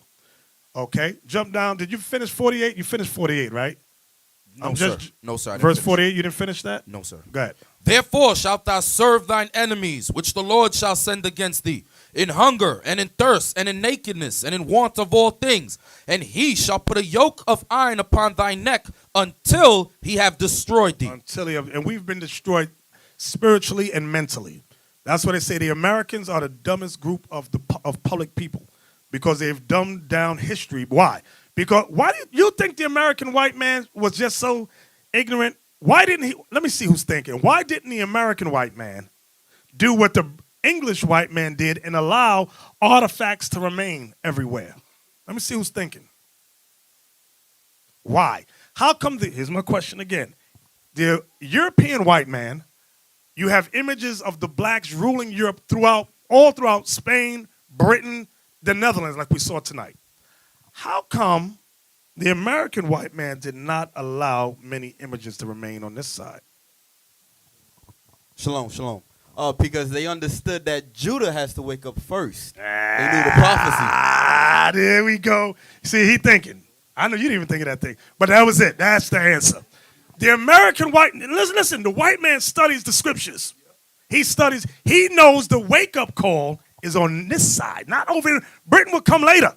He said, but it's this group here. Give me that. Where's that? Give me Zechariah. First, before we get Zechariah, give me Hosea 1, 10, 11. Give me that one first. See, I like when brothers start studying. I like that thing. Makes my job easy. Yeah. You got it for me, Captain? Yes, sir. Go ahead. Hosea chapter 1 and verse 10. Yet the number of the children of Israel shall be as the sand of the sea, which cannot be measured nor numbered. So don't worry about, the white man outnumbered. The Bible says the white man does not outnumber us. God says we number the sand of the sea. Let me tell you something. I know y'all don't think like the white man thinks. The white man says, because you ask a black man how many numbers, what's the word? Demographics of blacks in this city and that city. And they go, we're only like 50,000 or 1 million here. Da, da, da. God says we number the sand of the sea. So this is what the white man's plan. This is what he did. He said if we can keep them divided, they'll count themselves as this small portion in this city here, this city there, that city there. Furthermore, break them down by religions and racial groups. Break them up, American black, West Indian black, Haitian black, Puerto Rican. Break them up like that. So the demographics will always appear that our numbers are small. That's when you go to Wikipedia in a city and you type in demographics, it shows that our numbers are far less than a white man. That's psychological game on us. Read what God said one more time. Hold it. And in addition to that, they give you the name minorities. Thank you. Very good. Exactly. That's the psychological icing on the cake that you just mentioned. Right. Read. Yet the number of the children of Israel shall be as the sand of the sea, which cannot be measured nor numbered. God says we cannot be measured or numbered. Go ahead. And it shall come to pass that in the place where it was said unto them. This is what I wanted. This is the proof. That in the place where it was said unto them. Ye are not my people. Ye are not my people. There. Wait. Let's examine that. You got to know how they did that. How did they say we're not God's people? By changing our nationality. When they call you African American, West Indian American, Puerto Rican, Dominican, that's them saying you're not God's people. They changed your racial identity. Go ahead. There it shall be. Wait, you see the word there? There, meaning in the place where this happened. Go ahead. There it shall be said unto them, ye are the sons of the living God. Now, where did that happen? Here in America. This is where the truth sprang out of here. It didn't spring out of Britain. The white man knew that the truth would come. Give me that in Zechariah 12:6. Watch this. Zechariah chapter 12. I'm guessing. Is that what I want? Verse 7. No. Zechariah 2:6. The one that says, ho, ho. The one that says, Judah, Zion, deliver yourself. Zechariah chapter 2 and verse 6. Thank you. Go ahead. Ho, ho, come forth and flee from the land of the north, saith the Lord. For I have spread you abroad as the four winds of the heaven, saith the Lord. So the Lord, was that the whole verse? Yes, sir. So the Lord is saying we would dwell in the land of the north, meaning North America. Read it again. Ho, ho, come forth and flee from the land of the north, saith the Lord. For I have spread you abroad as the four winds of the heaven, saith the Lord. So the land of the north is North America. Now give me the one that says, deliver thyself, O Zion, that dwellest. The next verse. Go ahead. Verse 7. Deliver thyself, O Zion, that dwellest with the daughter of Babylon. That Zion is referring to Judah. That's what it's referring. It says we would dwell with who? The daughter of Babylon. Wait a minute. Now, who is the daughter of Babylon? Who can prove the daughter of Babylon? Let me hear that young man right there. You. Yes, you. Yep, you with the earring. Dreadlock earring, yeah. Daughter of Babylon will be Psalm 137. Yes, very good. Get that for me, Captain Knight. Very good. Psalms 137, last 2 or 3 verses. Psalms 137 and verse 7. We're going here to prove who the daughter of Babylon is. Remember, O Lord, the children of Edom in the day of Jerusalem, who said, race it, even to the foundation thereof. O daughter of Babylon, who ought to be destroyed. So the daughter of Babylon is Edom, Esau, which is the so-called white man. Go back to Zechariah 2 and 7 again. Zechariah 2 verse 7. Deliver thyself, O Zion, that dwellest with the daughter of Babylon. Let me ask a question to y'all. I'm going to see who's thinking. It says, deliver thyself, O who? O Zion. O Zion. How do we deliver ourselves? We read a few precepts tonight. I'm seeing who's thinking. Who can connect the dots? How do we deliver ourselves? Ezekiel got it. In the back, yellow shirt. Yes, you. Let me hear. How do we deliver ourselves? Before you answer, I want to see if you can connect the dot with some scriptures we read tonight. It's saying the same thing, but it used different words. Go ahead. If we bethink ourselves. Very good. 1 Kings 8:47 says, if we shall bethink ourselves in the land where we were carried away captive. That's how we begin to deliver ourselves. Very good. Everybody understand that? We got to remember who we are and repent. That's how some Israelites read that and go, see, we were supposed to flee America and go to Egypt. That ain't what that's talking about. You could go to Egypt and still be a Negro. We got to repent of our sins as the Israelites. Okay, everybody understand that? Now, let's give me some more proof. So, it said, deliver thyself, O Zion, that dwellest with the daughter of Babylon, which is Edom. Now, give me Zechariah 12 and 7. Is that what I want? Yes, sir. The book of Zechariah, chapter 12 and verse 7. The Lord also shall save the tents of Judah first, that the glory of the house of David and the glory of the inhabitants of Jerusalem do not magnify themselves against Judah. So guess what the white man found out when he read that? He wasn't worried about Issachar. He wasn't worried about Naphtali. He wasn't worried about Benjamin. He said, the first group that's going to wake up. Read it again. The Lord also shall save the tents of Judah first. He said, God going to raise Judah up. You don't think the white man know what the tribes are? The scholars know. I ain't talking about these dumb peon your friends. Your friends are dummies. They don't know nothing. No, my white friend Betty says, no, that's wrong. Your white friend Betty's a devil and is dumb as hell. The scholars of society know where Judah is, knows where Benjamin is, Levi, Ephraim. Like the books we brought out. You don't think they know? Go ahead, speak on it. The books that we brought out in that documentary on the 12 tribes. All of those books is what's bringing it out. And who wrote those books? White people. These scholars, these so-called white people. They have them in their prestigious universities and college campuses all over the world, all over the place. Having all the, just like the stuff we was bringing out in J.A. Rogers, all the information, that stuff there, comes out of a book called the Fairbarns of the Royal Crests. That's where J.A. Rogers got those pictures from. So they got all the archaeology. They got all these records. And it's important for them to have these records because for them to know what not to teach you. So the white man, yeah. Even though with the rising of the Haitian people, they didn't care about that. They say Judah. When these groups, when they raise up, we got problems. And that's why they found it necessary, the American black, to have nothing. They said, don't give this group, they said that, they're trying to get their economy going. In 1920s, drop bombs on them. We can't have this. No images, no land, nothing to call their own. Keep them in a baseline. That's why even the other tribes come here and surpass the American black.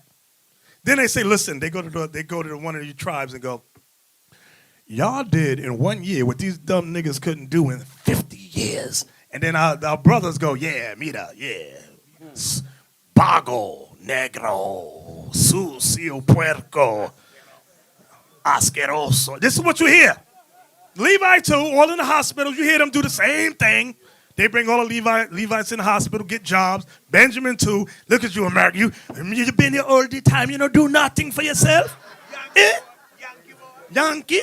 And it's like you have no idea that this white man has set a trap for Judah, that we will always be on the bottom. Meaning the mass, because somebody right now thinking, well, you got some superstars. The vast majority of Judah got nothing.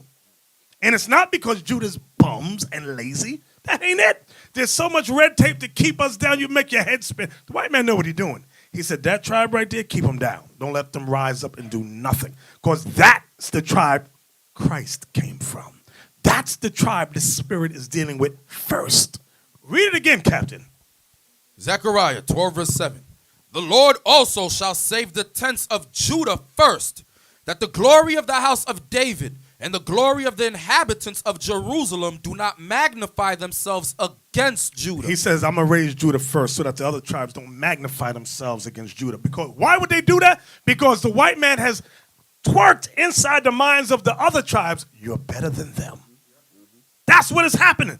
So Most High said, raise them first. I'm going to raise Judah first. Okay? That's what we look at in the video today from Vice News. You see Israelites in Peru. But they weren't raised up first. They came about late 60s on up.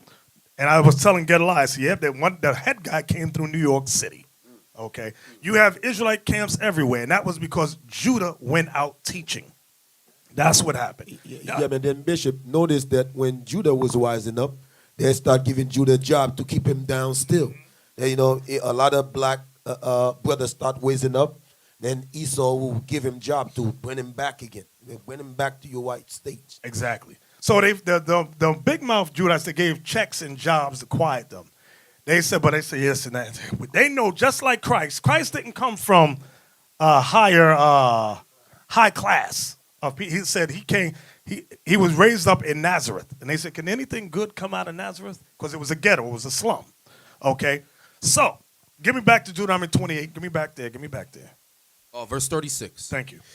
The Lord shall bring thee and thy king which thou shalt set over thee unto a nation which neither thou nor thy fathers have known. Now I'm going to show you what that's going with. A lot of times when you ask Christians what does that mean, they'll go to the precept about Zedekiah, about Babylon. But it's going beyond that. Remember what Moses is talking about, the last days. That's what he's really going with. We had many kings set up over us. When you look at the Dark Ages, like what we read in Spain, you don't think there was a king, we had a king with us in Spain? You don't think we had a king in Palestine? You don't think we had a king in Poland and Italy and Russia? We had kings over us. And when they got conquered, those kings went into captivity. Even the kings we had over, like we read about, it said Guinea. It read about Senegal. It said the Congo. We had kings in Africa as well. Those kings was conquered and enslaved and brought over too. Brought out through America and Britain. Okay? Read it one more time. The Lord shall bring thee and thy king, which thou shalt set over thee, unto a nation which neither thou nor thy fathers have known. That's this white man over here. So what y'all need to do when you're reading this, expand your mind. Because you may read, I know a lot of times brothers like to research and we can read what's the word called? Commentaries on what the scholars say about these particular verses. And it will always end with Babylon. It ends there, or it might go to Rome and it ends there. But now what happened after Rome? Because like Deacon Yawasa was bringing out, we overthrew Rome in 193 AD. What happened? And ushered in the Dark Ages. What happened biblically with our kings and our sons and our daughters and our mothers and fathers? Moses is explaining right there. Read it one more time. The Lord shall bring thee and thy king, which thou shalt set over thee, unto a nation which neither thou nor thy fathers have known. And there shalt thou serve other gods, wood and stone. We serve other gods, wood and stone. Like the biggest god we serve, wood and stone, is Christianity, followed by Islam. Okay, so now the Most High brought us down to nothing. We have nothing. And believe me, when he conquered, I'm going to show you how this white man think. Would it be wise to bring, because remember, when you read the book, give me Babylon and Timbuktu, you got it? Give me the part about what we had when we was the group that was in Africa. It said artisans and architects. I'm going to show y'all something. Okay, what page you on, Deacon Nathan? Page 90. Now, I want y'all to listen. And the reason I want y'all to listen to this is because many times America dumbed us down when it comes to our people in Africa. They say we were dumb, we had no intelligence, we were unga bungas running around with grass skirts and javelins. But watch what it says in this book. From Babylon Timbuktu, page 90. The black Jews had an advantage over the African tribes. They carried their culture, history, laws, and written records with them. This assured them a constant precedent for the development of a higher social organization. So now he's talking about the black Jews in Africa. What about the black Jew Moors? Do you, for example, the Moors that built up Russia, when you look at the architecture alone throughout Europe, I'm talking about the Byzantine architecture. Can you pull up some of those? They look like ice cream cones. Do you know scholars and draftsmen say that this architecture cannot be replicated, cannot be duplicated? They don't know how this was done. The intricacies of it. Show me some more. Show me some more. Okay, y'all see how intricate it all looks? They said they don't know how they did it. They don't know how they did it. So do you think that the people that did this, the Moors that did this, was it ignorant, dumb people? You've got to be kidding me. Now let's go back to from Babylon to Timbuktu. Let's continue reading on. You're in that last paragraph right there, right? Because of the development. Where are you? I don't know where you're at. Page 90, the last paragraph. Okay. Because of the development of a higher social organization, because of the stability of the black Jewish culture, the Jews are not absorbed into the monotonous population. In fact, the Jews absorbed some of the native tribes. The Jews made use of every opportunity. They were an industrious and skillful people. In the Jewish Ghanaian states were found kings, princes. That's in Ghana. Go ahead. Princes, governors, generals, secretaries, treasurers, revenue agents, judges, architects, engineers, doctors, historians, language interpreters, mathematicians, jewelers, sculptors, masons, carpenters, painters of art, goldsmiths, leather workers, potters, armorers, saddlers, blacksmiths, agriculturalists, etc. So notice what I want y'all to see right there. These people, I'm talking about the upper echelon. Now this was, although he's identifying Ghana here, remember you have blacks in Spain, Britain, Poland, Russia. Remember, in order, if you, I want you to think for a second, think.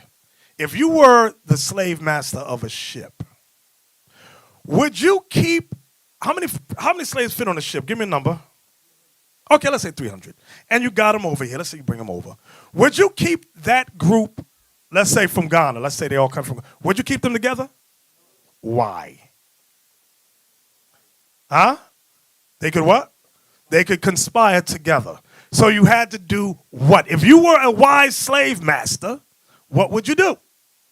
You would separate them by language and things of that nature. You would not, and especially the real smart ones, don't, because they will do what? They'll cause an uprising. So you said, listen, these real smart ones here, cut the what's that when you can't speak? They cut something. Take your tongue out. This is the things they did. So when the Most High opens our mind to show us the evil this man did to us, it's gonna make all our heads spin. I kid you not. But we're just now scratching the surface of all the history that the Most High wants to show us. Now, okay, let's get into the nitty gritty. Give me John 10:22.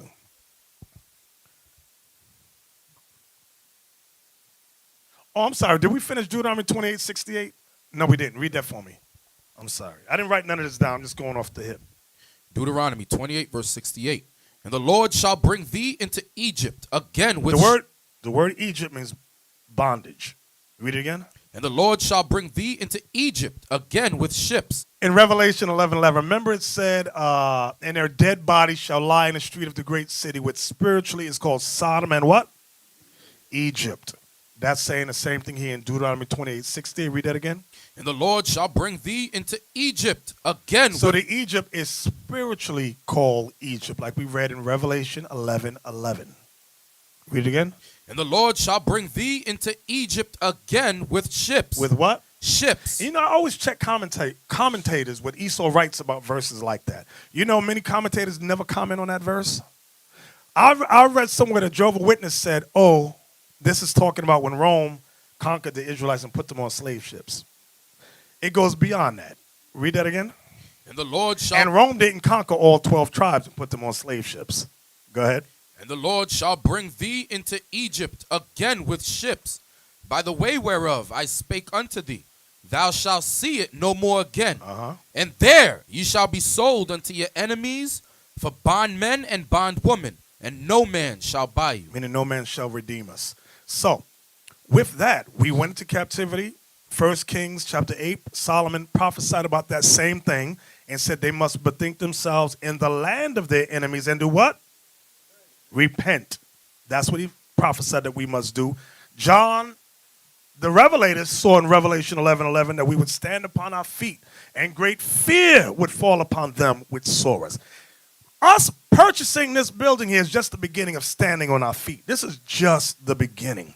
It's going beyond just being on a corner preaching. That's good. That's the foundation. We're going to always do that. But now we're going to start making moves in society to help our people. This is what I want you to understand. Now, give me John 10:22. The book of John, chapter 10, verse 22. And it was at Jerusalem, the feast of the dedication, and it was winter. And Jesus walked in the temple in Solomon's porch. You know, you ask a Christian to explain that, they can't. Christians cannot ask them what is the feast of dedication that Christ celebrated, that he kept. Christians cannot answer it. That's why you can only find that first and foremost in the books called the Apocrypha, which is in the book of Maccabees. Okay, what you got, Aithan? Okay, come on. Aithan got something for us. Yeah, it says here. This is page 110, Babylon Timbuktu.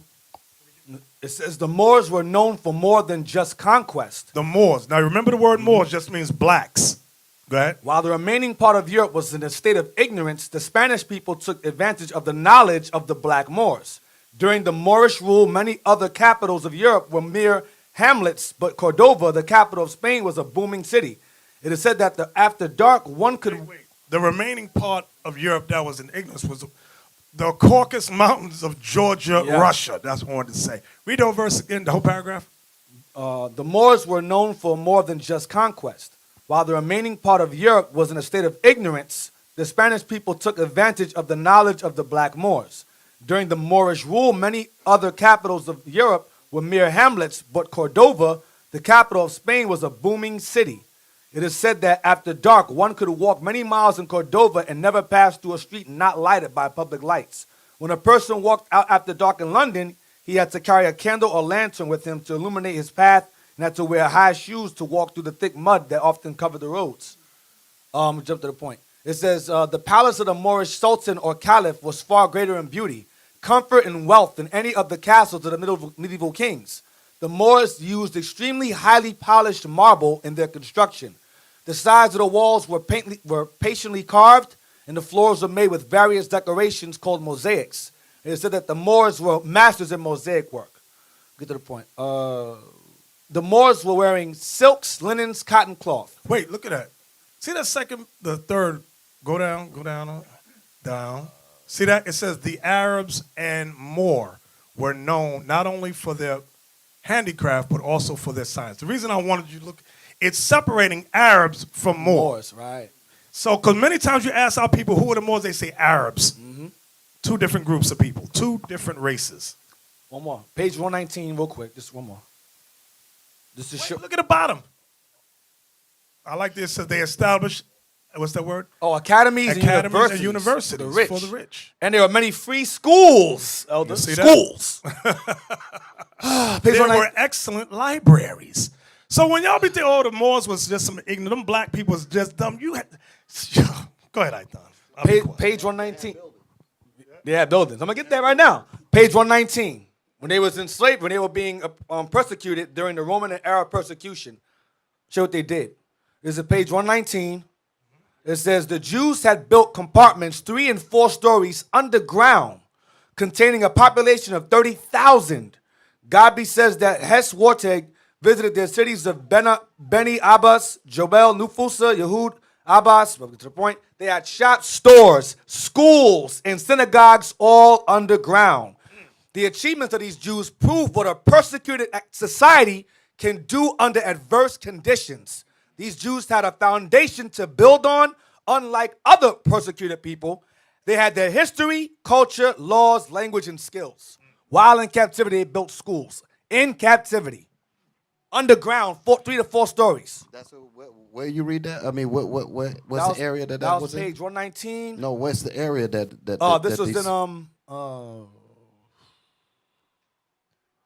it says, hold on. The reason why I asked that question, and if you don't, because I know it's not the area that I'm thinking of, but I'm going to parallel it. Nefusa mountain range because of Roman persecution. Okay.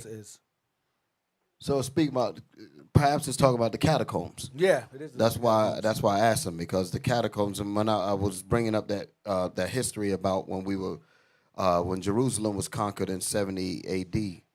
and the Romans had came into Jerusalem to destroy it. You can read the history in Luke and in Psalms, I think it's 79, when the atrocities and the temples and everything was overthrown and destroyed. The group of us that stayed there, because Christ told us to leave, he said, when you see the army surrounding Jerusalem, then know that the time of destruction is near.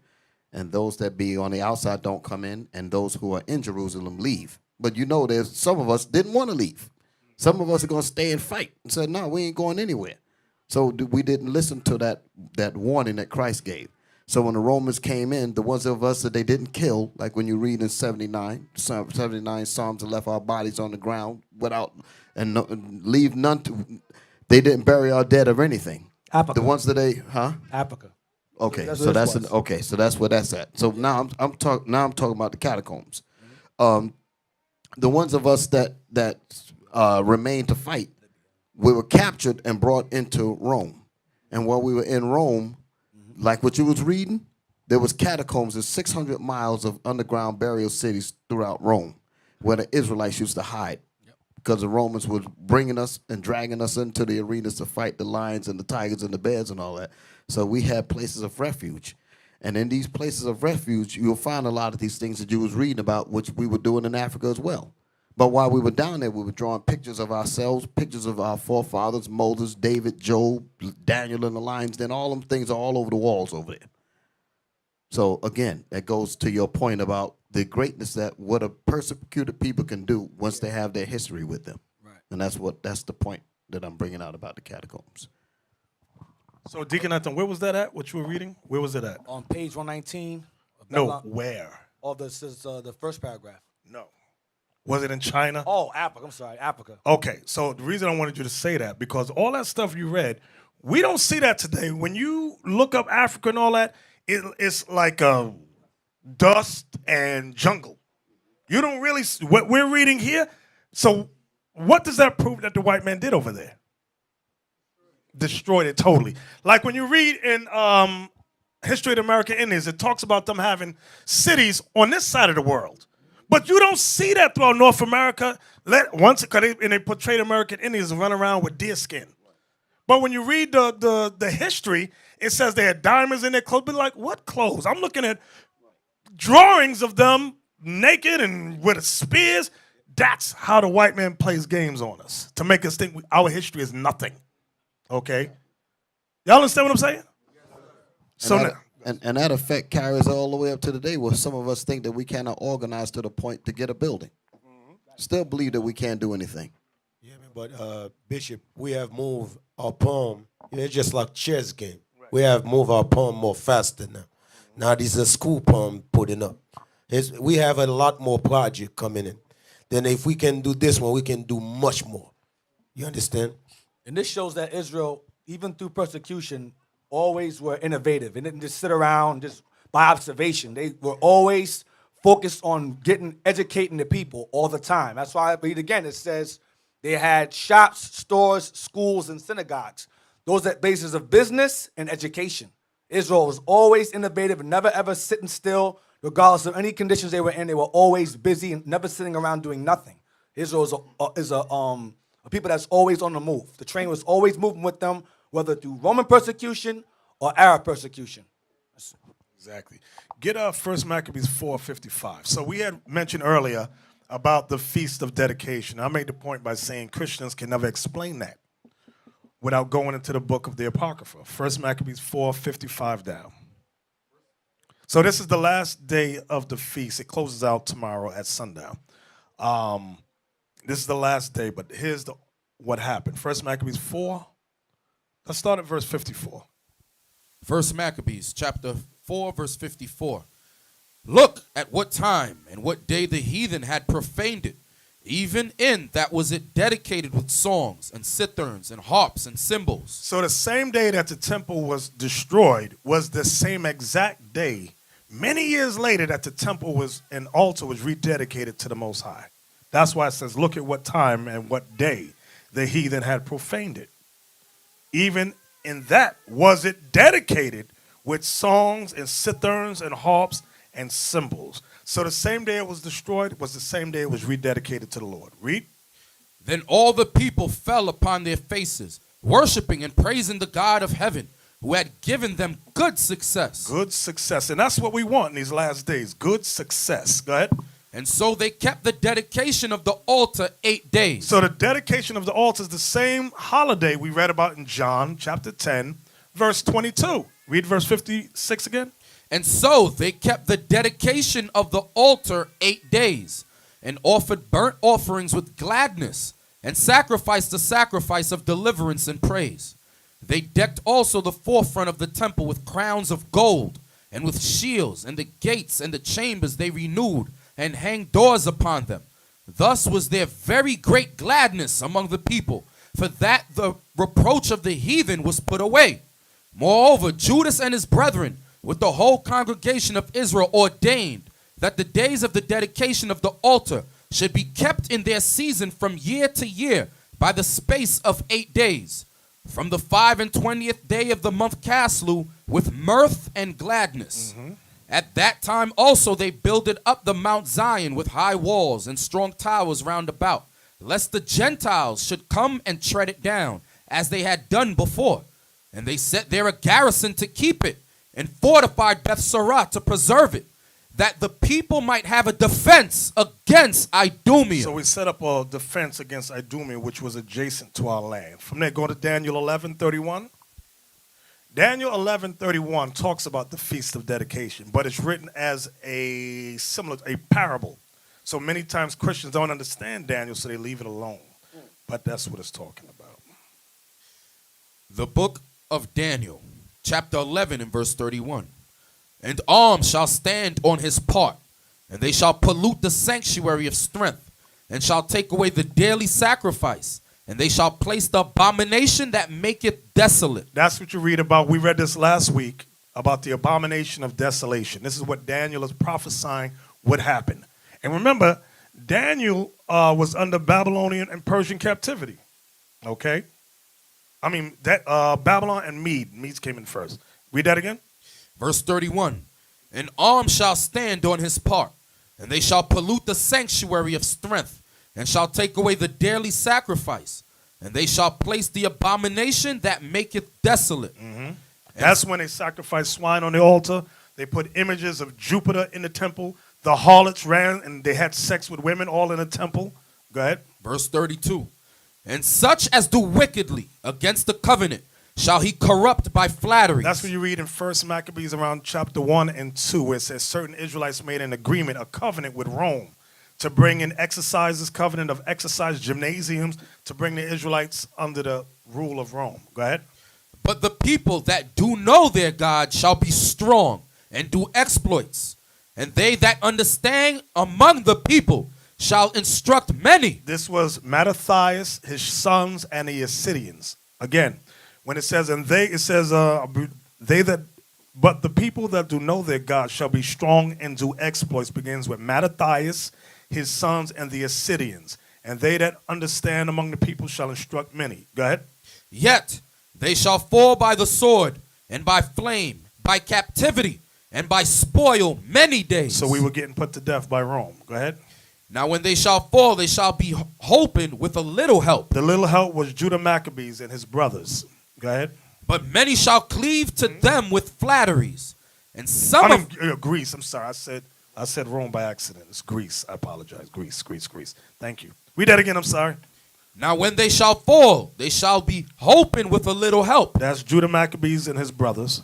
But many shall cleave to them with flatteries. Right. The Romans were, the Greeks were trying to flatter them. Then you had Rome in 1 Maccabees 8 trying to make an agreement with them. Go ahead. And some of them of understanding shall fall, to try them, and to purge, and to make them white. Meaning, when it says to make them white, it means pure. It don't mean to change the color of their skin.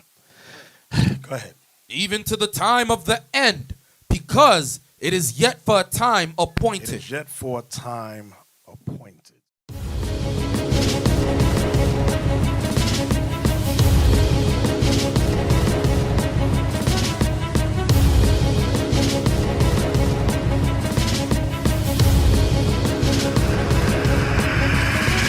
Shalom, Israel. I'm Elder Nathaniel of Israel United in Christ.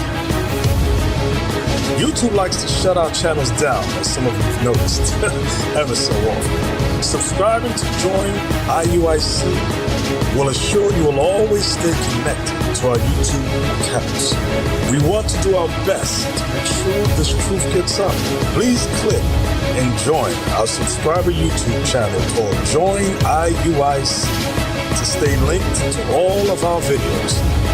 So again, please make sure you subscribe to this Join IUIC channel to get your latest updates from all our YouTube channels. Shalom.